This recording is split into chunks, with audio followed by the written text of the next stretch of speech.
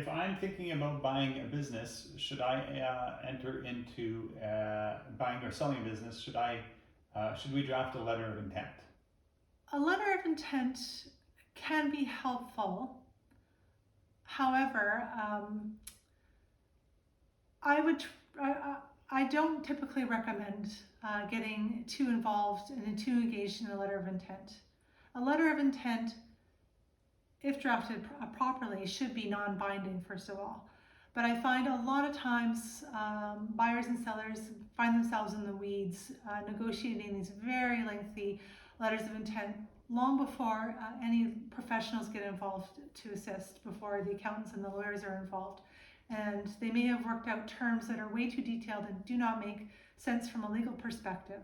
It's better if you want to get something down in writing so that you hammer out the main points with the other party, to do a very, very simple, what I call term sheet. You set out the very basics.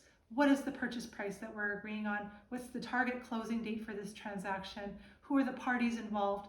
What are the main documents that we're going to be exchanging? For example, a share purchase agreement and a non-competition agreement. And then have a simple statement that this is non-binding, that the binding agreement will come once the lawyers get involved and draft the actual share purchase agreement or asset purchase agreement.